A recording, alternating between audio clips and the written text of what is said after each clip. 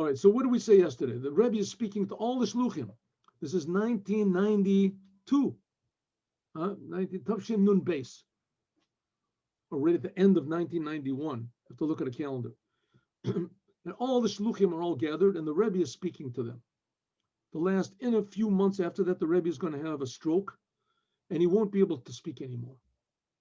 No, they won't hear the Rebbe speaking. And this is the last sikha that the Rebbe gave to all the Shluchim, and essentially he's telling them what a shliach is and what a shliach of Chabad is. And what the Rebbe, a shliach means an emissary, someone that was sent to do a job. And the Rebbe is saying, who's sending you?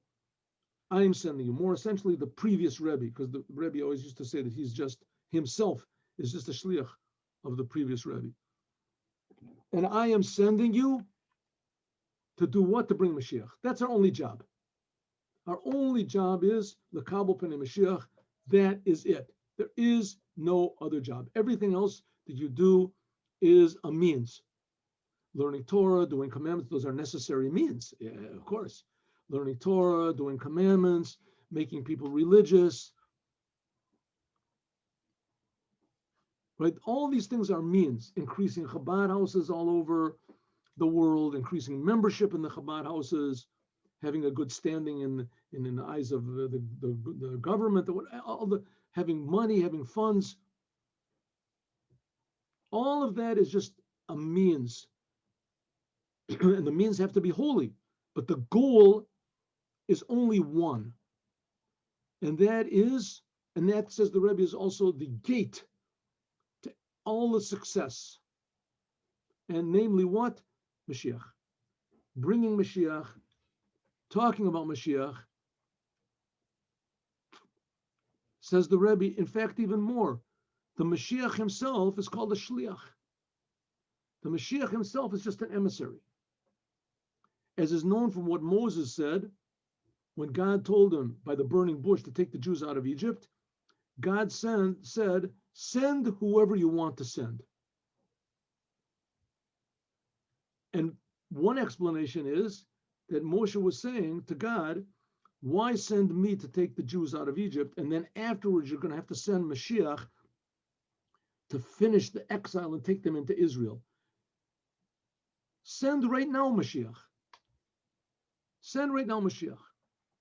Even more, make me that I'll take the Jews totally out of Egypt into the Holy Land. The Mashiach himself, he is the ultimate shliach.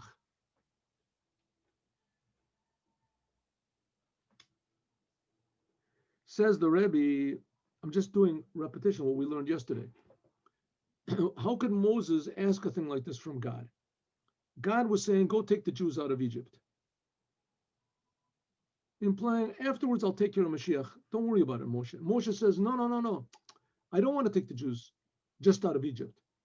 I want to be the one that takes them out of Egypt and also brings them to the land of Israel. So the Rebbe asked a double-edged question. If God doesn't want to do it, who is Moshe to tell God to change his mind? On the other hand, Moses was the ultimate level of holiness. If Moshe could ask Hashem to change his mind, so obviously Moshe thought about it a lot, and he was a holy person. The question was a good question. Why did God not answer his prayer, or at least relate to the prayer, to his request? That's what he says here. Since Moshe requested this, then why is it so? If so, why didn't Moses receive his request? Right? Moshe knew all of the sides of the argument. He requested from God. For instance, with Abraham, we just saw last week, Abraham argued with God, don't destroy Sodom and Gomorrah. God said, I'm destroying Sodom and Gomorrah.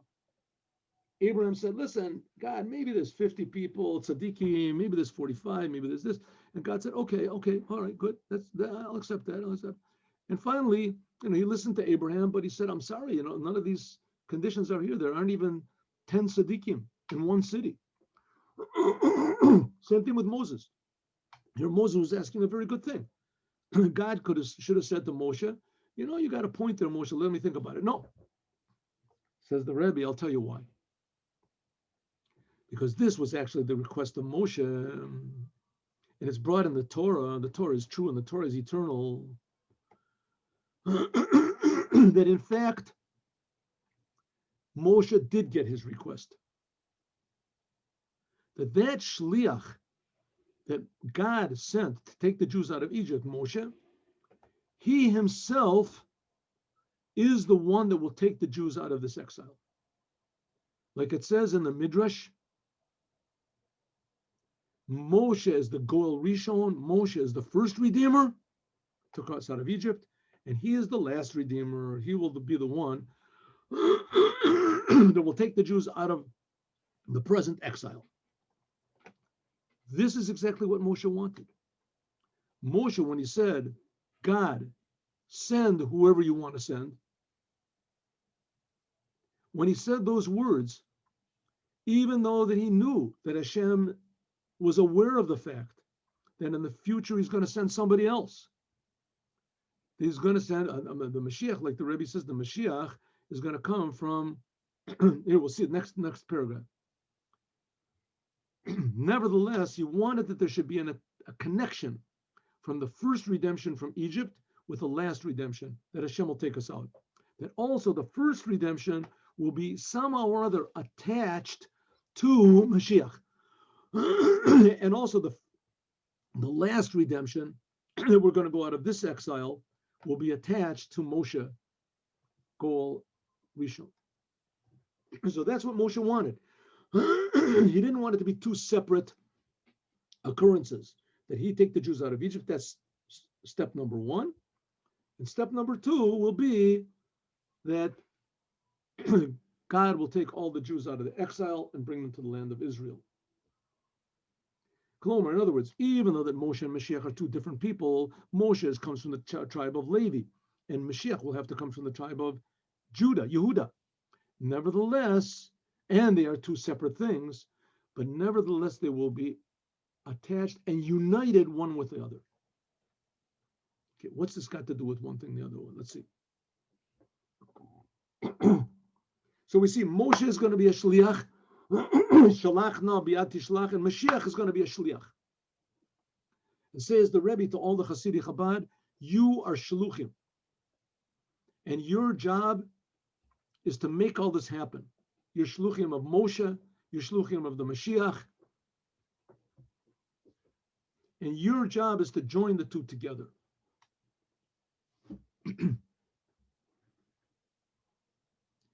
Yesh makom lachkor.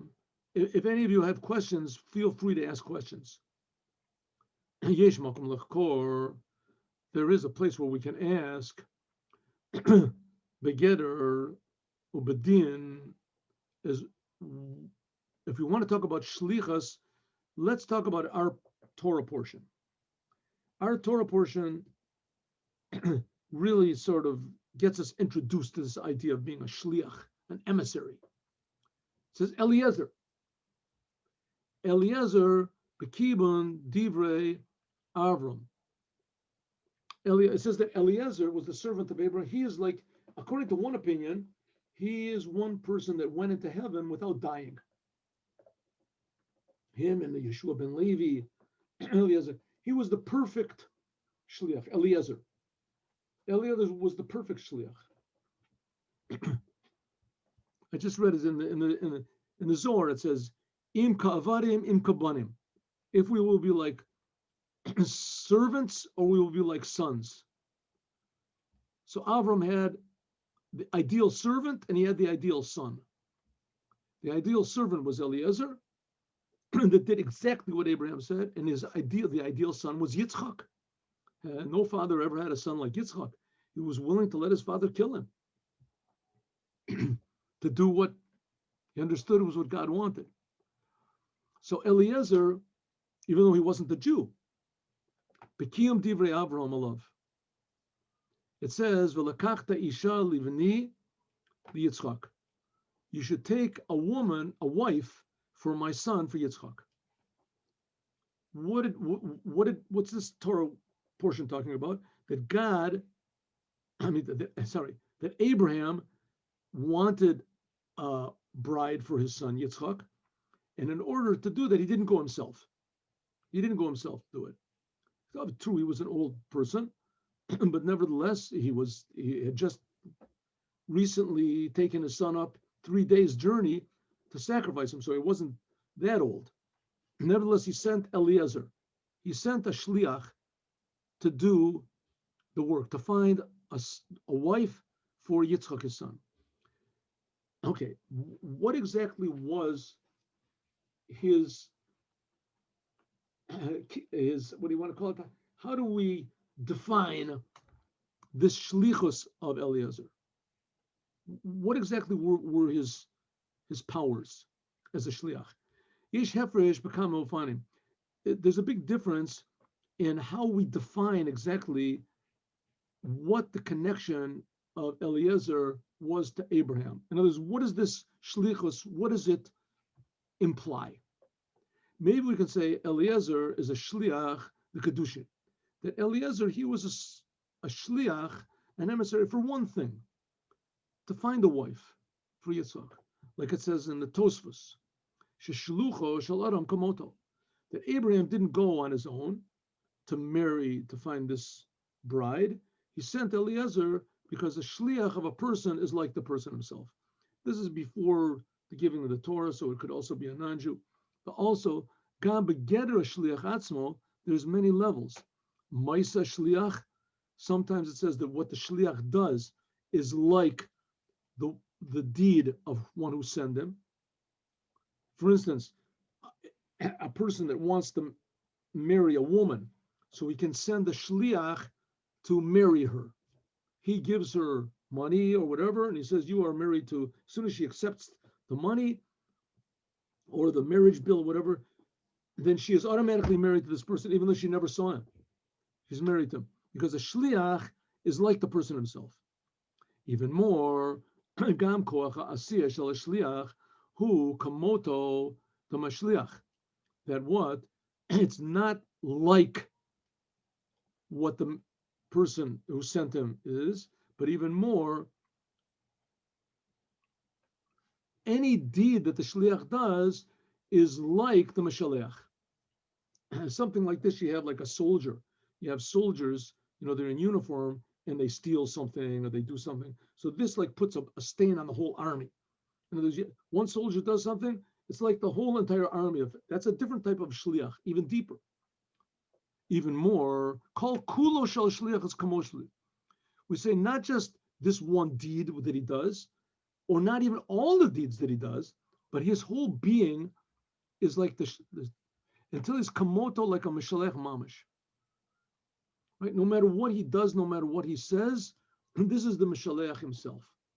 They know that this is the person himself.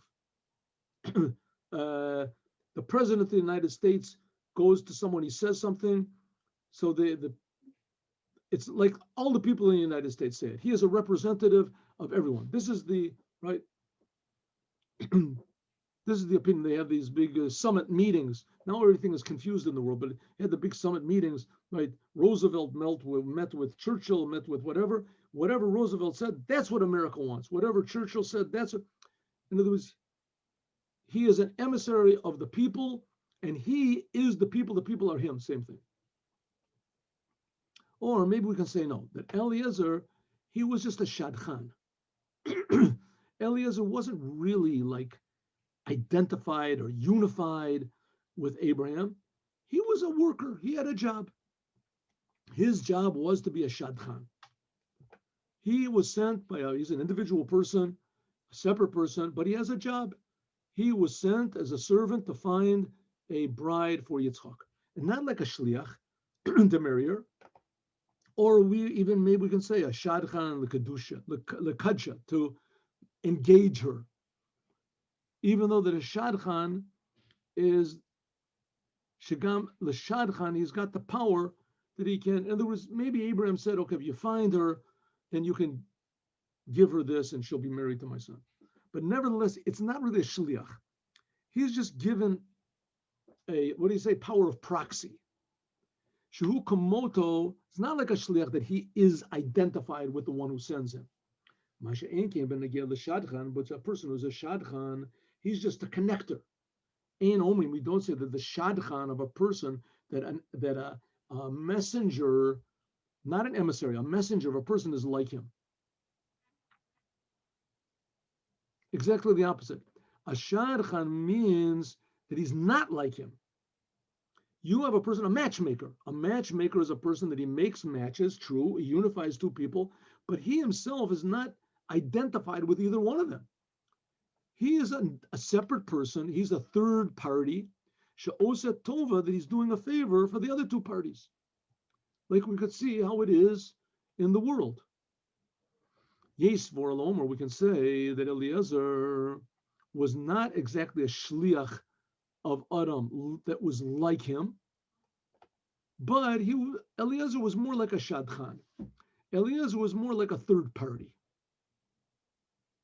So in other words, the question over here is, in this sending of Eliezer that Abraham did, was Eliezer just an extension of Abraham? So that basically there were only two people involved over here, right? There was Abraham and the woman, or in this case, Yitzchak and Rivka. That's all there was. Yitzchak and Rivka. Yitzchak was a part of Abraham. Abraham was speaking one with Yitzchak. And Eliezer, he was one with Abraham. So Avram and Yitzchak and Eliezer, they were really one unit. And the other unit is Rivka, that to get married. Or maybe we say no, that there's not just two units here, Abraham and Rivka. There's three. There's Abraham and his son. That's one. And then there's Rivka. She's the bride. And then there's the what do you say, the staple that's stapled between them. That's a third thing, and that's Eliezer. Why? It seems that that's what Eliezer is, because Eliezer, a lot of times he made up his own mind. Kefisha mashma, like it says from the Shidduch, that Eliezer hoya machzor mechazer limsa ila sheyomer lo Avram lifnot elel lasiu bito. It says that Eliezer, he was sort of hoped that it wouldn't work, because he is looking forward that maybe Avram would marry his son Yitzchak with the daughter of Eliezer. Eliezer also had a daughter. So we see that he had a little bit of sort of a personal interest over here. Avram said, B'ni Boruch, my son is blessed, V'ata Arur, and you come from a non-blessing. Ein Arur, Medaber B'Boruch, says you come from the non-Jews. My son Yitzchak, he came from someone who was clinging to God his whole life. A person who is blessed like me can't come to marry someone who is regular like you.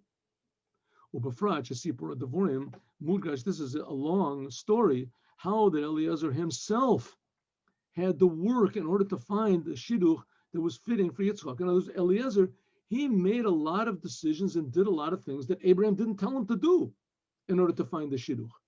Eliezer was he had to pray himself to God. He had to clarify himself. He had to make a sign on this. What he said, if a young girl comes out and she waters the camels, and she says to me, gives to me the camels, and then all of a sudden the young girl came out. And Eliezer made all these decisions on his own.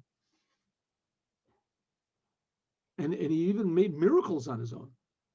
That Avram just said to him, Lo tikach isha b'nei Kanani. Abraham just said, don't take a wife from the Canaanite ladies, but el artzi vel moladati telech, go to the place where I was born, and then over there you can find someone from my family. Velo pirat, he didn't even say what it was, who to get. He didn't say go and find Rivka, she's the daughter of Memela, daughter of Betuel. Memela yesh makom shitarvu b'zeh cheshbonot ishim. So we see that Eliezer, he was like a shadchan. He was like a separate entity on his own, but he was doing the job, and he did a job really well. But you can't say that he was one with Abraham and that he had no identity of his own.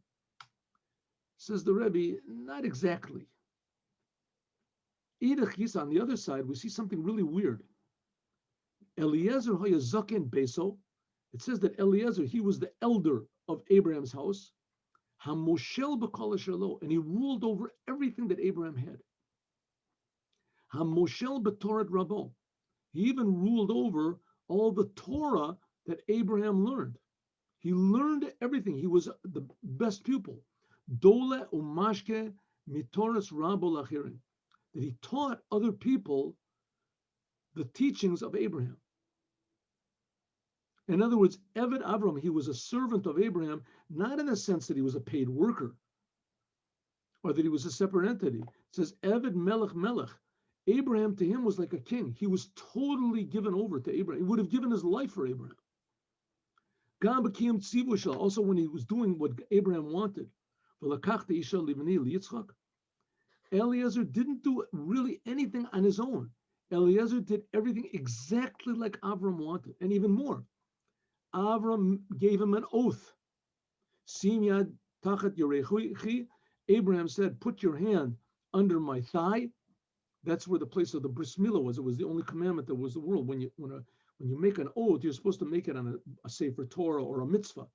And there was no mitzvah in the world. The only mitzvah was the bris. So he said, "Put your hand under my thigh, and I will make you an oath." This is the place of the covenant between me and Hashem, and I will give you an oath. Because of this and other reasons, maybe we can say that Eliezer wasn't exactly a shadchan. He wasn't just like, the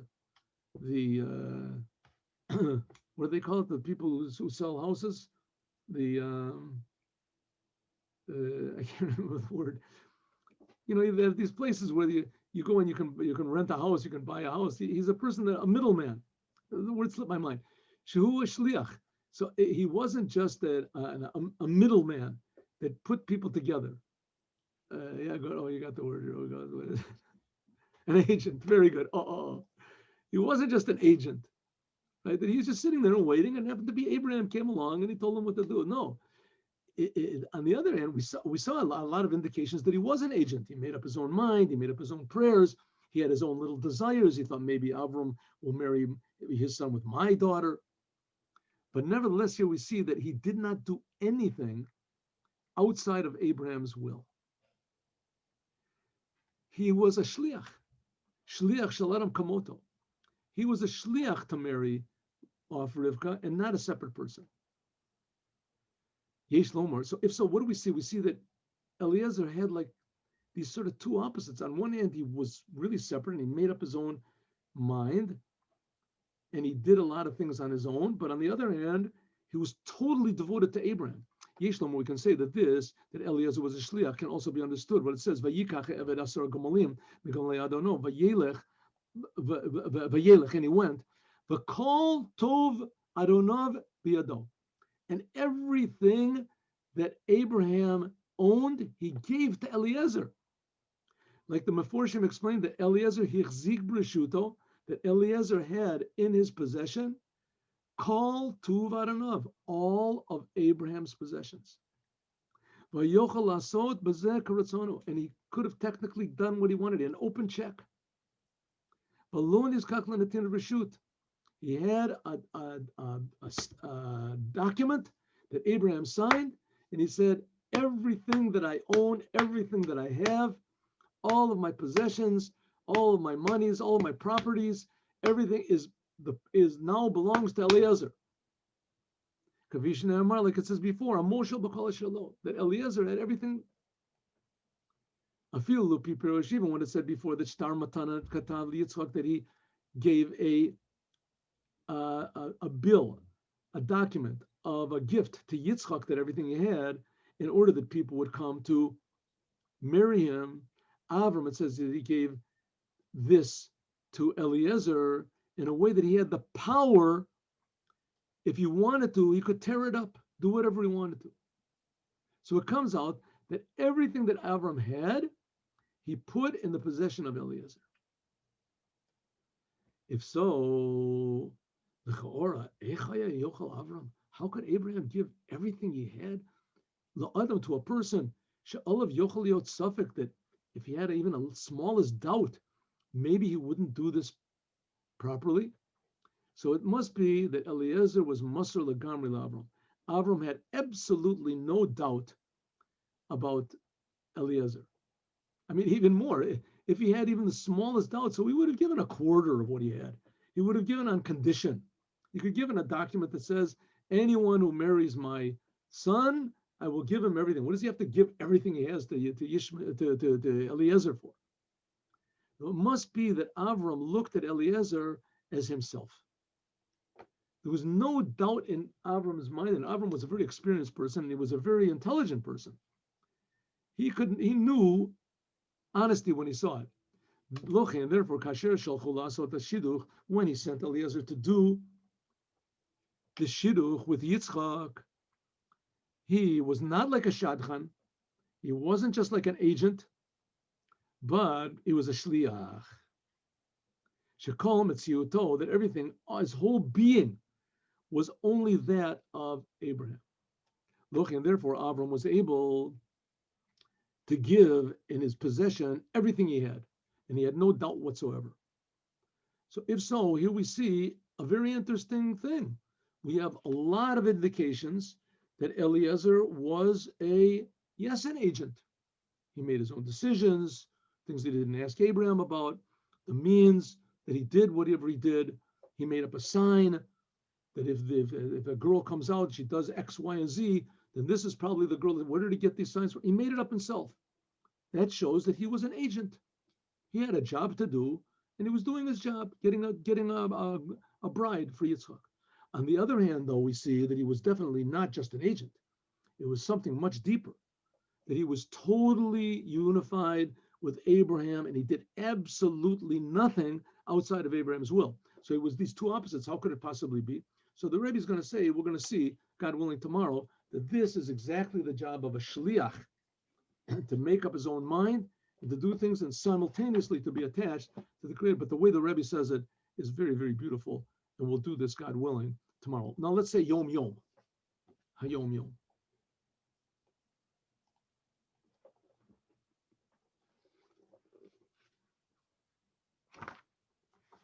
Yom Yom Chav Beis, right? Cheshvan.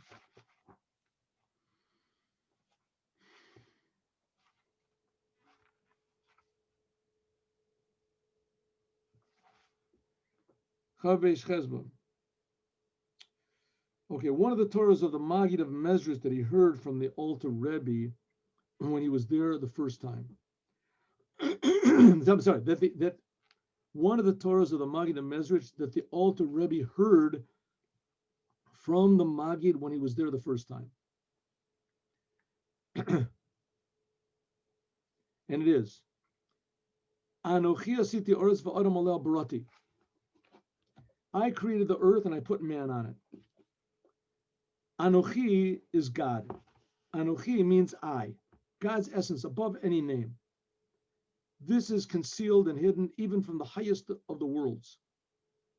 I, said God, myself, my essence, I put my essence after many, many contractions and concealments to create the world. First of all, I created angels, Seraphim, Chayos, Ophanim, the angels and the worlds which are unlimited, and with contractions and concealments and veils with no measure. I made this physical world and I put man on it. It says I didn't just put man on it, I created. V'adam aleh barati.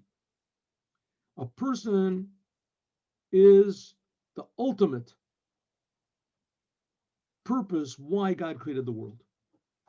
And barati, the word barati, this is the gematria of 613. The word barati is the gematria tiriyag.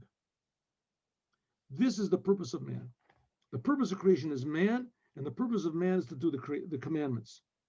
Like it says in the Pardis, and the name of Sefer Behir, the aspect of chesed of Atzilut said to God, King of the universe, since Abraham is here in the world, I don't have to do anything. I'm sitting around doing nothing. What does that mean? Abraham was higher than even the highest of the worlds. His kindness was greater than the kindness of Atzilus.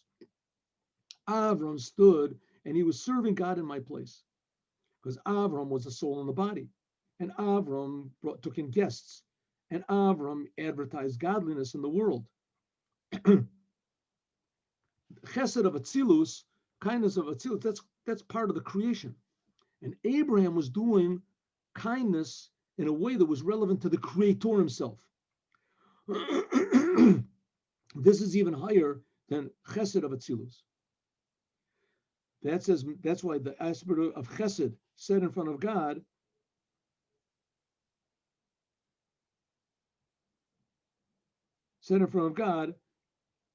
this is the jealousy of the attribute of kindness of Atzilus, that this attribute of kindness of Atzilus was jealous before what Abraham was doing.